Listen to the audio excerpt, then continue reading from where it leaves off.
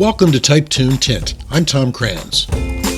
Summer is here. The sun, the beach, vacation, plenty of time to catch up on your reading. Today, our summer book special features three of my favorite independent authors, each with a new book just in time for beach reading. From Southern California, Sudi Karatas with Tales from Facebook Jail. From Scotch Plains, New Jersey, Marklyn, Mr. Direct Johnson, and his sobering take on Black history and racism in America. And from my hometown, Philadelphia, Charles Wiedenmann, who has taken the plunge into fiction with his brand new romance novel. And I'm joined by my first guest, Sudi Karatas, who is, as I said in my introduction, one of three of my most prolific authors and three of my favorite guests, because these guys can talk up a storm and they have stuff that's worth promoting. So, Rick, good morning, and I hope the weather in Van Nuys is treating you well today.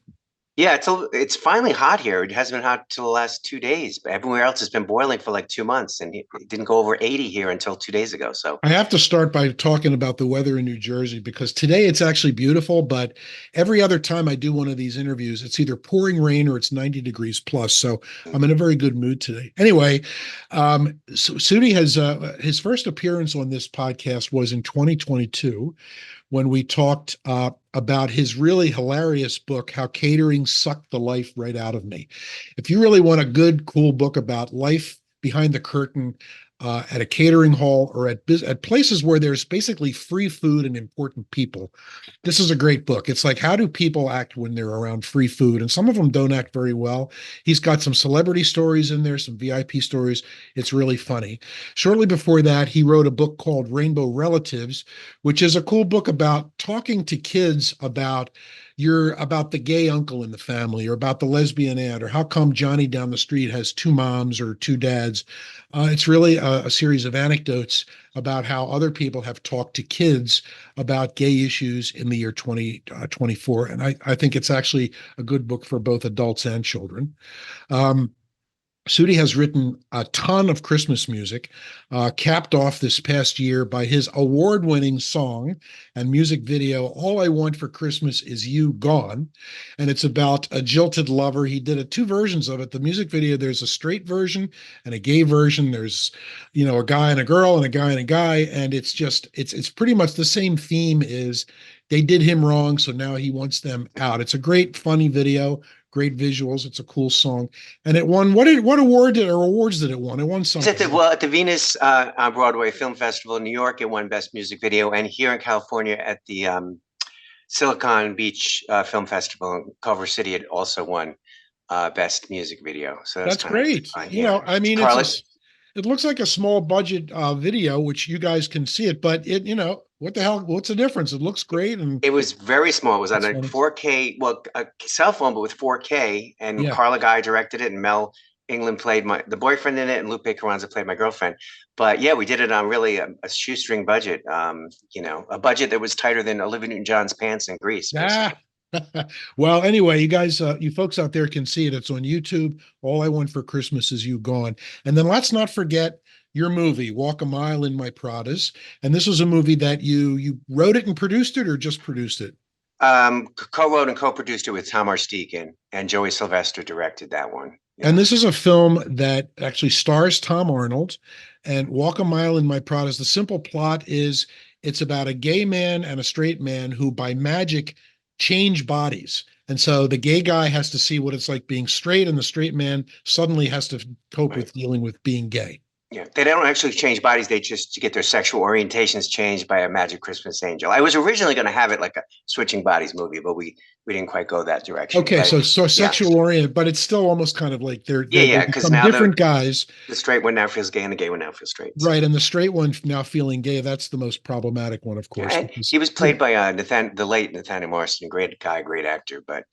And that film is available on Amazon Prime. It's still on Amazon Prime and Tubi and a few other, Yeah, that's where I saw it. So anyway, check it out. So this is the gentleman who we have talking, prolific author, writer, producer, actor, singer. Jesus, it's enough. So today, what are we talking about today? Today, we're talking about one of the three books we're highlighting in my summer reading spectacular. And this is Sudi's latest book, Fork, Social Media, and the Algorithm It Wrote On. It wrote in on. And so you see the cover is great. First of all, you see Sudi in Facebook jail, surrounded by a bunch of other people who ended up in Facebook jail. And let me just ask you, just broadly, why did you write this? What was your motivation for writing this? Well, first of all, Tim Haggerty did the cover. Just I want to mention that before I forget, because he did a great job with it, the design of that. Yeah, it's cool. But the reason I wrote it was I was getting banned a few times on Facebook and restricted over just stupid things. And it was literally because an algorithm doesn't understand certain words. So what happened with me? Well, once I said men are scum, so that was hate speech. Obviously, I'm a man. I'm joking, but the algorithm also has no sense of humor. But so there's certain words like scum, and they'll ban you if you post it. So then when I went to let people know I'm back, because I used the word scum, I was in Facebook jail. I intentionally spelled the word scum wrong with extra U's in it, so the algorithm wouldn't flag it again. But oops, sure, I didn't outsmart them. They banned me and restricted me again. Well, how long did they ban you? How long did that last for? The first time it's like a day, then it's 3 days, and then if it's a third strike or whatever, or third time you're arrested, it's like a 30-day sentence. So you can't post or comment for 30 days. And it talks about a lot of this in the book, where it affects people's livelihood sometimes, or their business or whatever. So what you're violating is what they term their community standards, right? Which I guess there's a whole list of them, which you list in the book, but it's basically they're trying to discourage hate speech, any kind of speech that promotes, I guess, violence or crime or that kind of stuff, right? Right, which is a good thing. But the bad thing is, like, all right, the other reason I got banned, I was trying to say someone's career was over. So I said, stick a fork in him, he's done. Which any human being knows, stick a fork in it, it's done. It's a cooking reference. Sure. It's done. So nobody complained about that or anything, but the algorithm literally thought you're going to stick a fork in someone, so it was promoting violence according to them. And the problem is you can't get through to a live person to just clearly show them, no, that's not what this is. A person would see that in 20 seconds. Oh, of course, that just doesn't mean you're going to literally do that. And there's several examples of people that I collected stories from with similar things that they said that are not they're not supposed to be taken literally, but the algorithm doesn't know that. And yeah, it's so. I found one that I particularly like. It's so simple and so stupid all at the same time. So you talk about a poster named Tom, which of course is not me, but somebody else. He discovered a major flea infestation in his basement, right? Yeah. And he was chatting about it with his Facebook friends, and he posted, "We have to bomb the basement." Now, it's the 21st century. Most of us know that a flea bomb, is this chemical spray that fills up a room and kills the fleas. So he writes, "We have to bomb the basement." He was informed that he was in violation of Facebook community standards against advocating violence, because the algorithm saw the word bomb and they banned him for 2 days. So that's just a classic example. And you have a million of them like that. Yeah. And it just shows you that, I guess on the one hand, as you said, it's a good thing that they're trying to monitor all these things that people have been criticizing social media for. But an algorithm, which is basically a form of AI, is not the same as a person. Right. And so the algorithms cannot distinguish between things, as you said, like sarcasm and, satire. I also told someone to go jump in the Hudson River as a joke. And that was promoting suicide. Now, meanwhile, I think my joke was more about it being polluted, the river, and it was just a joke between friends, But yeah, no, it's just. And there's a lot more, people. Someone was joking about someone's age. He says, "I'm going to slice you open and count the rings, like the way you do with a tree." Yeah. But the algorithm doesn't know about all that stuff. Right. So you mentioned in passing that this affects, I guess, a lot of people are going to say, well, if you don't like it, just get the hell off Facebook. What's the big deal? But it actually affects people's livelihoods in some way. Explain that. Yeah, well, for example, I use Facebook sometimes to promote the books, I'm also a coordinator for NSAI, which is Nashville Songwriters Association, Inc. And we have monthly workshops. So I couldn't even post when our next workshop was going to be, because they not only shut down or banned me from my regular page, I have my own separate NSAI page. I couldn't post on that and let people know about upcoming meetings. And so there's a lot of people that really affects their businesses that way. There's a woman I talk about in one of the chapters, Kelly O'Brien. She does a Dolly Parton tribute act, all legitimate. Dolly Parton approved it, but they keep shutting down her page as if she's she's pretending to be someone else, or one of those fake, which there are plenty of scammers and fake celebrities on there. that they don't do anything about. Like people can complain about them and they don't remove those, but they take this woman's page down every other week or whatever. She's in the UK. But so that affects her business. She can't promote her shows. She can't do all that. But there's also a not mental or emotional aspect. But during the pandemic, a lot of people were keeping in touch with people that way. So when they were banned for 30 days, now not only can't they leave their house, but they couldn't talk to people online that they wanted to speak to. So some people had real issues with that, and it affected them in that way. So okay, so you mentioned this in passing, and this has frustrated me too. You cannot get a human being to respond to you. And, many of us have this problem with all kinds of websites and businesses. They set up, the endless phone menu and whatnot. But on Facebook, you can appeal, a punishment, but you basically get a boilerplate, response. And the chances of you getting actually attention by a human is pretty much zero, right? Yeah, no, I know there's one or two people I think that finally got a problem resolved, but I still don't know exactly how, because 98% of them, you can appeal it, you can send a thing in, and it even says in the appeal, we're only going to look at a small percentage of these. So they're already telling you, we probably won't even look at this, or not even that they'll look at it, because an algorithm still looks at it, but you get a response back sometimes right away, but you can tell it's not being considered, or it's not going to be a real person, and so the problem will not get resolved. And so, something really needs to be done about that. And I think they've gotten a little better over the last couple months, but I think that's because they heard my book is coming out. So, well, as I mentioned before we started rolling, I guess when you have, millions and millions of users, having enough humans to monitor every single post and picture is pretty much impossible. On the other hand, you can do a little bit better, right? I mean, come on. And they weren't even giving warnings or even letting you know exactly what was wrong sometimes. So people would be banned and restricted and not even knowing what. So how can you not do it in the future? Because some things might be legitimate. Oh, if I knew you can't post that, I just take it down. But don't ban me for 20 days, over that. So even some legitimate things that maybe, sometimes people do bully or they get into arguments and go down that rabbit hole on Facebook. So, and if you post something that's really offensive, at least give the person a chance to take it down. But a lot of the times it wasn't stuff that was offensive. It was just the algorithm being stupid. Yeah. So speaking of algorithms, it concerns me that if, this is basically, it's a piece of artificial intelligence, right? An algorithm it's a programmed response. If they're getting things like, bomb the basement, if they're getting this kind of stuff wrong going forward, when AI gets attached to much bigger things like launching somebody into space or running a factory, what else are they going to get wrong? That's what concerns me going forward.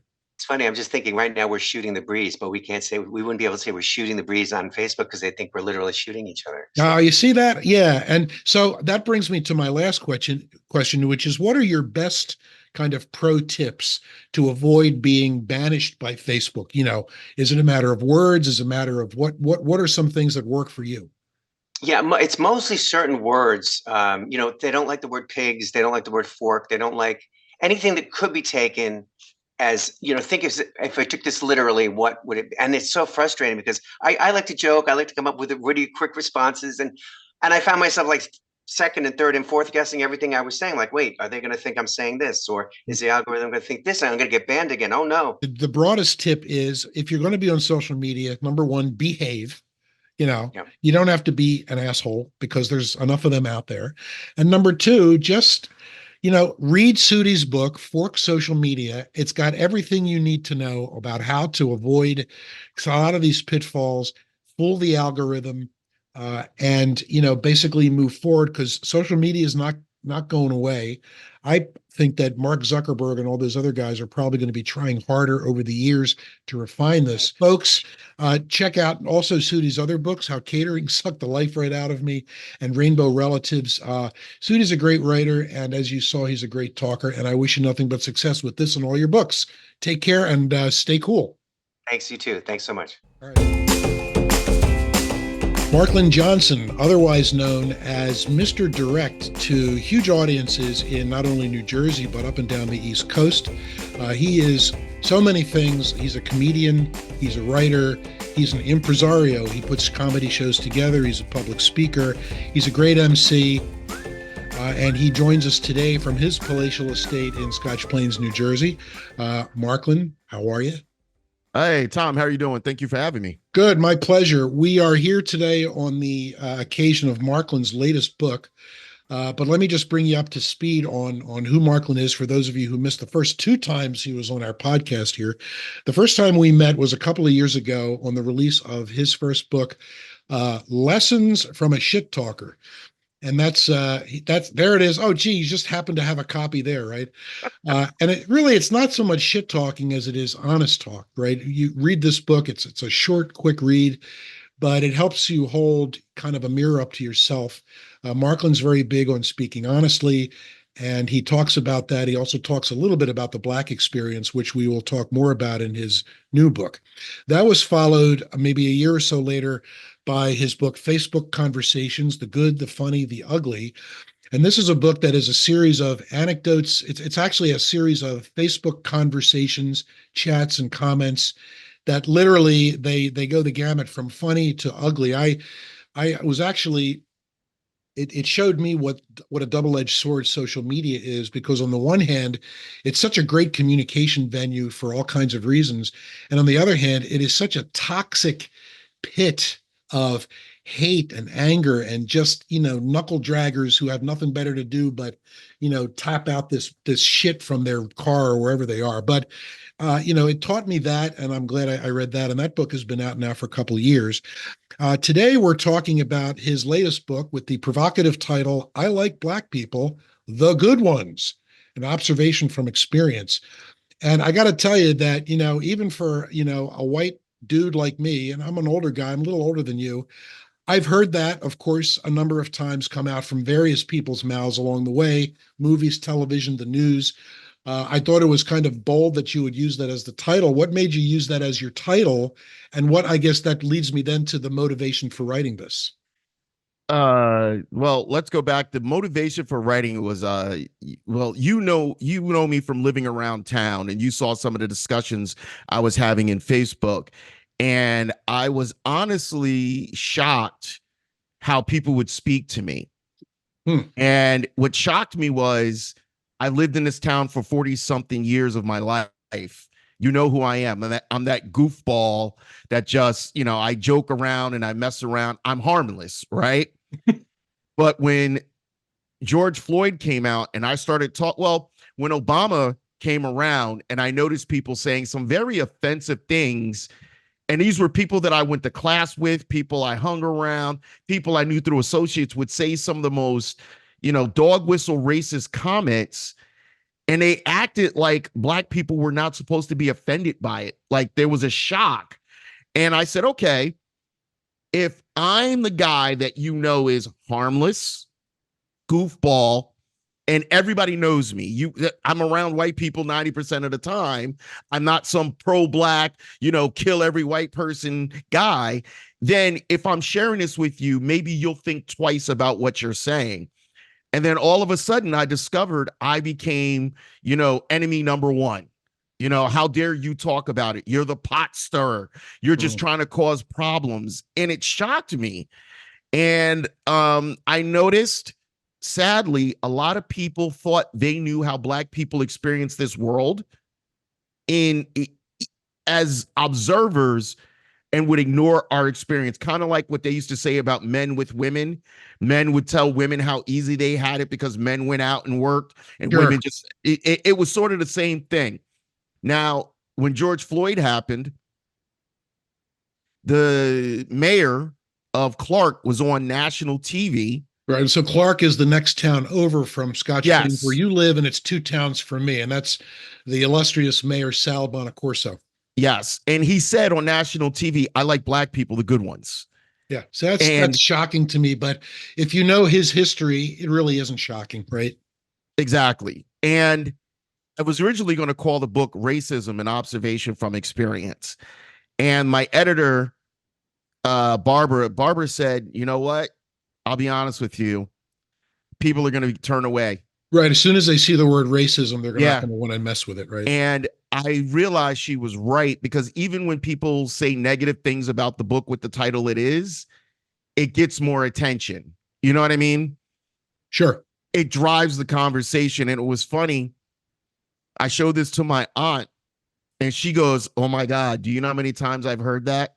And I looked at her and she goes, "Of course. I've heard that I'm one of the good ones." Yeah. Well, hey, I wanted to, so I flagged a couple chunks of your book here because I think you speak for yourself better than I do. And your chapter called microaggressions. Right? Yes. And I didn't even know what that word meant until I read it here.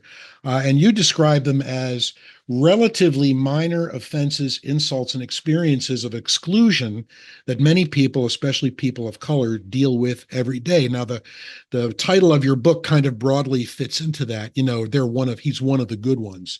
While they are slight and perhaps minor, in your words, they happen frequently enough that they merit a discussion all their own. A constant microaggression I have faced, this is you talking, is the "you're not black" comment.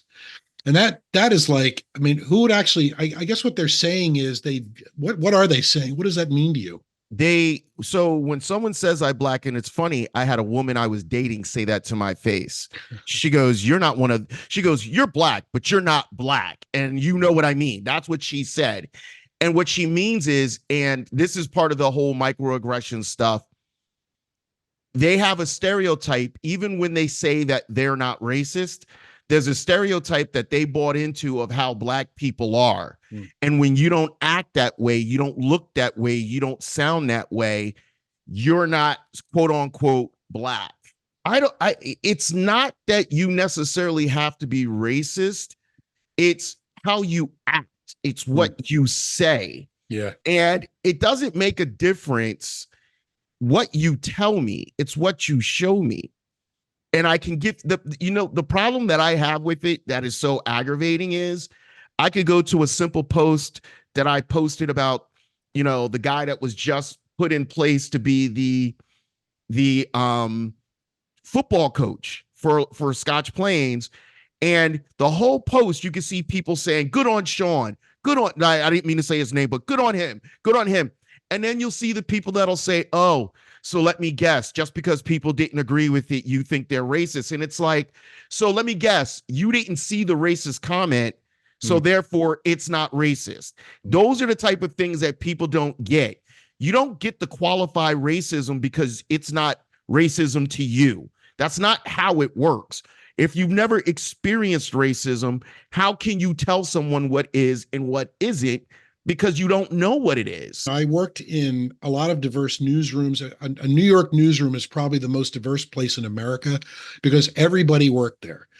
And when you hear enough from people you respect that I live with this every single day, you start believing it. You start saying, there must be something to that because he's not making it up. He's not a fool. So I think over time we can get it, but it takes a long time. And you're fighting, as you say in the book, you're fighting indoctrination. You're fighting a lot of cases, parents. It's the biggest problem is everybody wants to be part of a collective.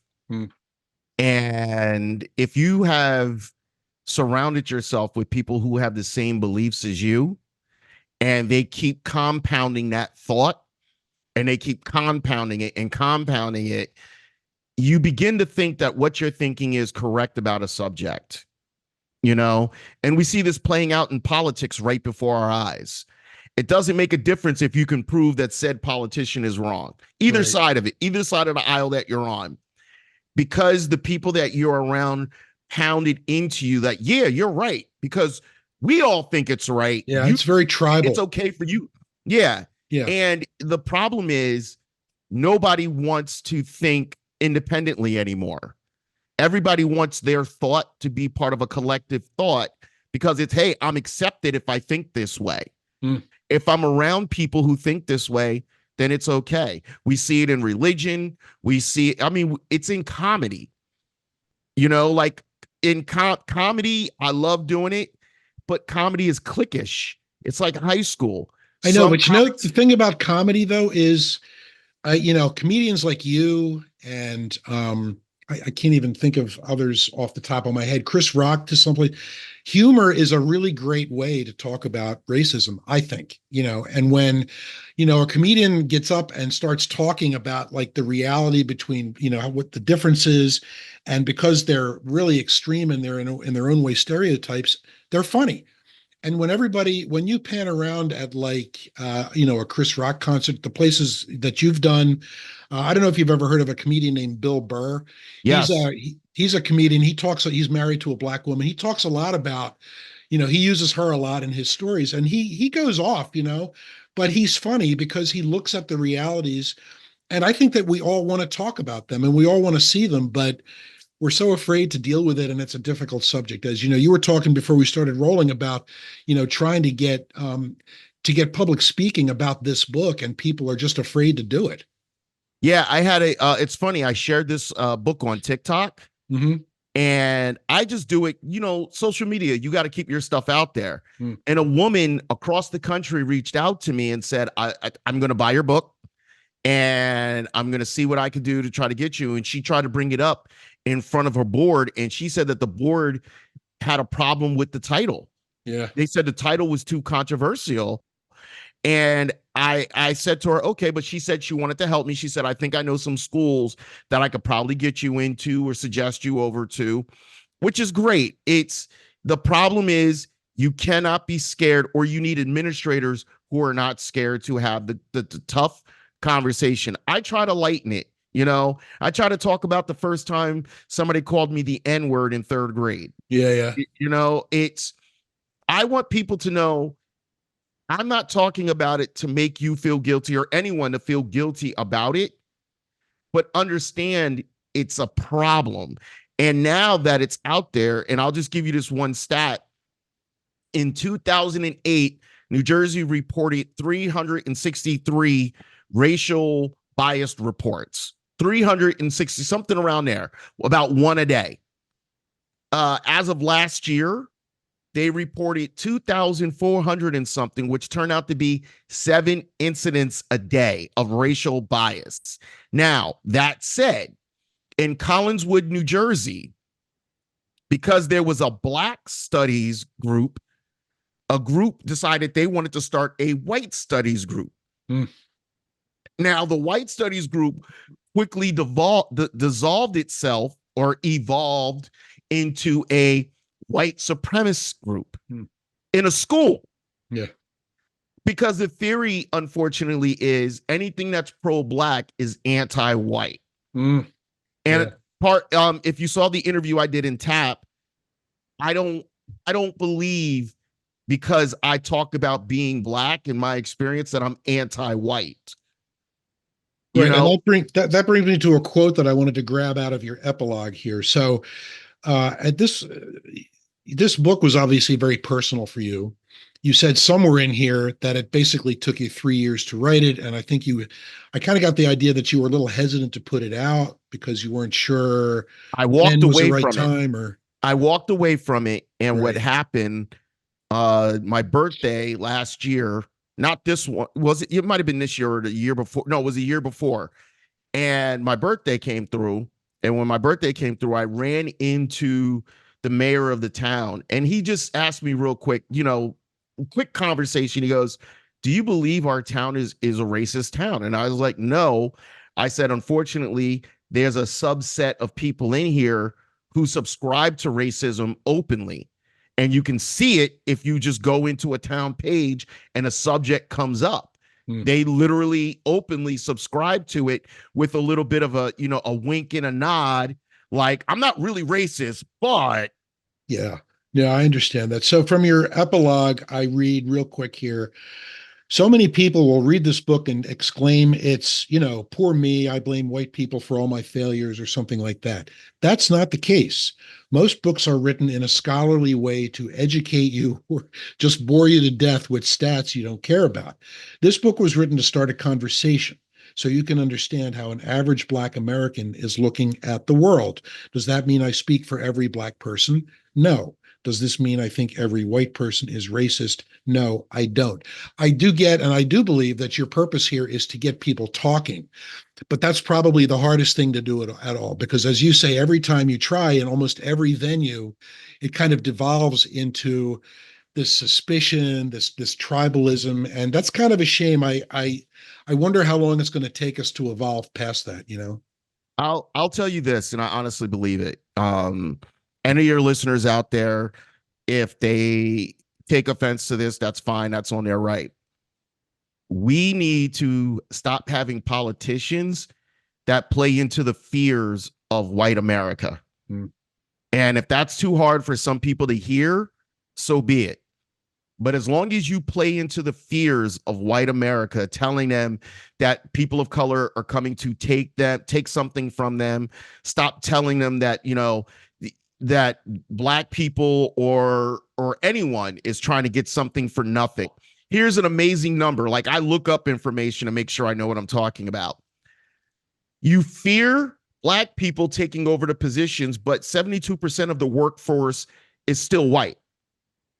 So that hasn't really changed much over the years. I think it was 72 at one point. It was close to 80%. So it shifted 8%. So you're upset that you lost 8% of the workforce. Why? You're still the majority. It's things like that that people buy into and use to say, I've got reason to be fearful. I've got, room to dislike these people because they're coming to take something that's mine. And nothing is yours unless you earn it. Nothing is mine unless I earn it. There's a conversation that's very relevant as we come into the presidential race right now, and that's another whole podcast. But yes, folks, if you are more curious and like what you heard today, I urge you to get your very own copy of I Like Black People, The Good Ones, an observation from experience by my guest, Marklyn Johnson, otherwise known as Mr. Direct. Open your mind and read it, and let's have a conversation like we had today. Marklyn, once again, thank you very much, and I'll see you around. Tom, thank you so much. I appreciate this opportunity. And my third guest is Charles Wiedenmann, another three-time visitor to Type Tune Tint. We first met Charles back in 2022 on the release of his book, Lawndale, which is a memoir of his youth in the Philadelphia neighborhood by the same name. I grew up in a neighborhood very close to Lawndale, so we kind of had that in common. Followed a year later by his memoir of summers down at the Jersey Shore called Down the Shore. It's a detailed look at life in the Wildwoods, Wildwood Crest, etc. Very popular summer location for people in New Jersey and also people in Philadelphia. And I found out later, people in Canada love to come to Wildwood. Who figures, I don't know why, but that's the truth. And so today we are here with Charles. Charles, thanks for joining me again from Philadelphia. Thank you, Tom. It's good to see you. Today we're talking about Charles's next book, which is a complete departure from the memoirs that he's wrote. And this is called Island Serenade. And it's a romantic sounding book. It's a romantic looking cover, romantic sounding title. And guess what? It's a romance novel. How did you come upon writing? Where did you figure out that you needed to write this book? I think after working so long on Lawndale and Down the Shore, and it had just been years of working on and remembering things and acknowledging and names and times and events and timelines. Once they were out, I realized I was free from all those self-imposed constraints of what I'd created. And I thought, I can create whatever I want right now. And I thought of some of my favorite aspects of those stories were some of the romantic elements, first dates and things like that. And I'd been kicking around an idea of some people on an island being stranded during COVID, which kind of wasn't really fleshed out. And I thought, what if boy meets girl on a tropical paradise and they fall in love? What if I made a story about that? And boom, it came out. Yeah. So, as I found writing fiction, I wrote one nonfiction book back in the 80s. Writing fiction definitely frees you to really write whatever you want. You know, you don't have to worry about things like citations and accuracy, unless, of course, you know, that's germane to parts of your plot. But Right. this seems to be like a classic beach read. And I just, to be fully transparent to everybody, I've only gotten about a third of the way through the book. The ebook is 400 some pages, so I'm just not quite there yet. But you definitely get the feeling that this is a story with no kind of sharp edges. It's extremely easy reading. It's a kind of a, as you said, a boy meets girl. Tell me, did you come up with this from your own experiences, or is this totally made up, or is it a combination of both? I mean, I've had my moments of romance in my life, and they've been wonderful, but this came completely out of my imagination. I literally, once I began to approach this, I thought, I'll listen to some podcasts about how to write a romance novel, and I'll go on Google and say, what are some romantic things couples can do on a tropical paradise vacation? And go, okay, I'm going to have Wade and Maya do those things. That'll be fun and beautiful. And I'll spin some romance into that. And that was basically it. It just came forth from there. And the story just sort of wrote itself. I mean, Yeah. it So came to me, did you but outline it, or did you just sit down one day and start and say, let me start here and see where the story goes? I had her wake up, get on her bike, and go to work, and then I cut to him doing a concert in Los Angeles and kind of getting in trouble, and just went from there. And just said she's going to need some friends to gossip with, and he's going to need a couple of people to care about him, and we'll just push them together and see what happens. Yeah. Yeah, one of the things I like about this is there aren't a ton of characters. There's, as you No. said, there's Maya and Wade. That's the girl and the guy, and then they each have kind of one or two supporting characters. I That's it. really like that. I mean, as a easy read goes, if you don't have to keep track of too much, it's like a much more enjoyable experience. I actually flagged a little bit from the beginning where the two kind of meet face to face, and I'm going to read it, people, because this I just want to give you a little bit of taste of Charles's prose here. So Maya works at a luxury hotel on this resort island called Eden, correct? And Wade is a high-powered rock star who almost falls off the cliff between drug use, alcohol use. He gets into a bad accident. He almost kills himself. He decides he's got to get away from it all. So he gets away from it all at this hotel where Maya is a housekeeper. At one point, she goes into the penthouse where he's staying to clean up, but she just kind of leaves, sees him. They don't really interact. And then their second interaction goes like this. Maya's on the beach and lost in her thoughts. Maya was startled when she heard footsteps approaching. Turning her head, she met the handsome stranger's warm, deep blue eyes. She immediately recognized him from the penthouse. He had a rugged charm, and a faint hint of mystery lingered in his smile. Her heart fluttered at seeing him, but she kept her composure. As Wade entered, he offered a warm smile, and something in Maya's heart told her that this second encounter meant something. Hello, his voice a soothing melody that matched the rhythm of the ocean. I hope I'm not interrupting your peaceful moment. Maya smiled and shook her head. Not at all. The beach is for everyone to enjoy. I couldn't help but notice you earlier today when you were cleaning my room. His gaze lingered on her. I'm Wade. Maya, she extended a tentative hand to greet him. It's nice to meet you, Wade. As they shook hands, a spark seemed to ignite between them, an unspoken connection that felt like fate weaving its threads. So there you have a little example of Chaz's writing style. It's very lyrical, very descriptive. So how long did it take you to write this? 2 weeks after Down the Shore came out, which was the first day of summer last year, it was around the 4th of July. I decided to do this. And 65 days later, the first draft was finished, Wow. October 10th. So you pretty much sat and must have worked on it almost full time to get it out that quickly, right? It just, there was days where I could write over 5,000 words. You know, it Wow. just, that's how astonishing it was, how fast it came out of me. It was as if this had been bottled up behind the other two books and went, okay, you're done with them now. Off we go. Yeah. And bam, this beautiful, light, delicious pastry comes out that I love this book.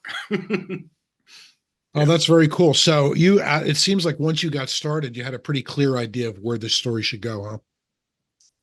Yeah, pretty much, but things started to come up in it, and then I went, let's go there and let's give them something to fight for together, and let's just keep it going. And I'm amazed. When I would edit it, usually I hate editing, and I edited it 5 times. I would get emotional about what was going on in the story, and I'm very close to the work, and then normally that never happens. But I was like feeling it, and so editing it was a pleasure because I go, oh, I get to hang out with these people again. You know? Oh, that's very cool. So on your blog, and your blog, folks, is ficklephilly.wordpress.com. And Fickle Philly is spelled with PH and PH. I'm going to put it on the screen for those of you who are watching the video. You've written a couple blog posts about kind of your process in doing this. And one of the first ones, I think you kind of discarded the notion that this book was going to make you rich and famous. This one you wrote out of kind of love for the actual writing. Am I right about that? That is absolutely correct. I am at that point. Yes. So, because you've written not only the 2 books I mentioned, but if you go to Charles's Amazon page, you'll see that he's written, I don't know, 5 or 6 books previous to this. And I'm guessing that they all kind of come directly from personal experiences. This looks like the first real novel, correct? Yes. Well, Angel with the Broken Wing and Below the Wheel are both like murder mystery thrillers in the 90s. So they're very different from my other stuff, but most of my stuff is from personal experience. Yeah. So the 2 books that I mentioned, Lawndale and Down the Shore, they are about very specific places that have to do with very specific people, your family from your childhood. And because of that, I know Lawndale took off in popularity. You got, I think half of Lawndale, if not all of Lawndale, actually has that book now. And a lot of people across Philadelphia, can really identify with those stories of, the yesteryear in a city neighborhood, and also going to the shore over the summer. This, of course, is because it's fiction. There's not a specific niche audience here. You're kind of marketing towards the wider world, right? Yes. Pretty much anybody who wants a nice, easy read. I mean, this book it's a pleasure to read. I mean, suddenly, I started reading it and I was at page, 20, and it went by like that. I wanted that. Yeah. It's just a very lovely, light piece of work and was a pleasure to write.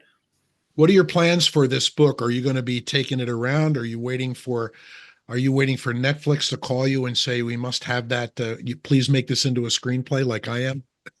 I would love this to be on Netflix because I've been watching some romantic shows and I go, oh, she's not going to go for that brother. I mean, that's who she should date, but she's definitely going to go after that one, that sort of thing. That would be amazing. I could envision this as a film or a series, but I joined all the romance groups on Facebook, and I pushed it all out to them, and they love it. They've been very receptive to the book. I don't know. My other books, I was like, yeah, let's sell these, and I kind of wrote this one from the heart. And if it sells, fine. If it doesn't, I kind of don't care because I just loved making it, and I said I could make something like this. This made me very happy to make this, and well, romance books are, at the, I go to book expos and book shows and book fairs, and romance novels are one of those genres like children's books where people always gather around those tables and they always have questions about, how'd you come up with this? And tell me what this is about. So I bet you the book's going to do great.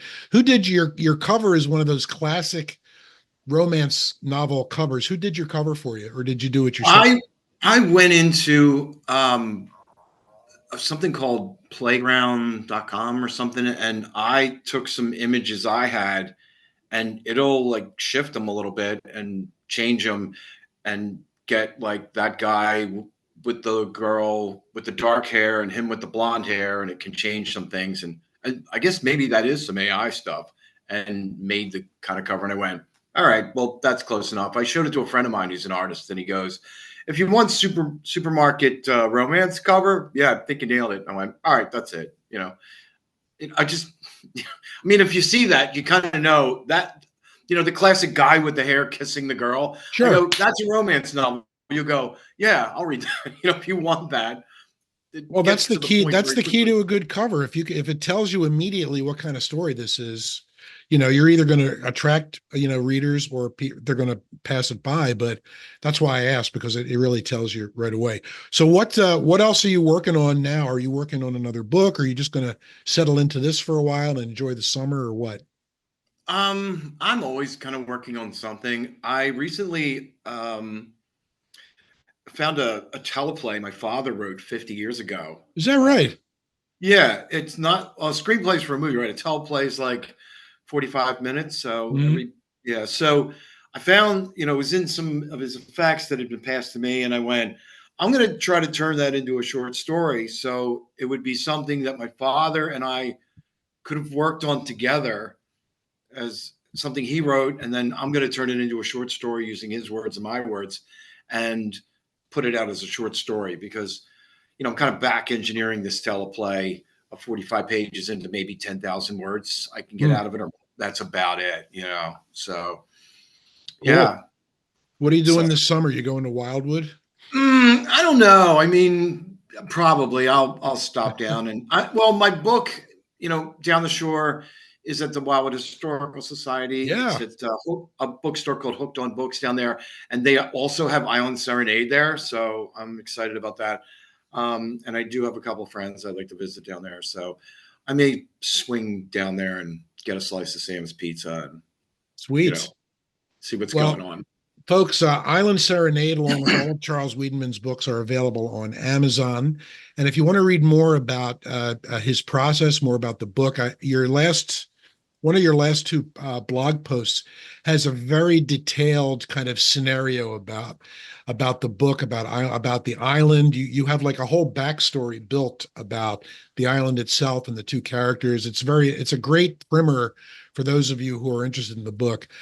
So to do that, go to Charles's his blog, which is ficklephilly.wordpress.com, right? Yes. That's up on the screen there. Fickle Philly is with PHs, not Fs. Folks, check him out and check out his books. Just search his name. I think you're the only Charles Wiedenmann spelled that way on Amazon, so it's easy to find your work. Yes, Chaz, I appreciate it very much. Good luck with the book. Hope you have a great summer, and I appreciate you coming back again. Yeah, thanks, Tom. Thanks to all three of my guests today. And folks, pick up a book and read before you forget how.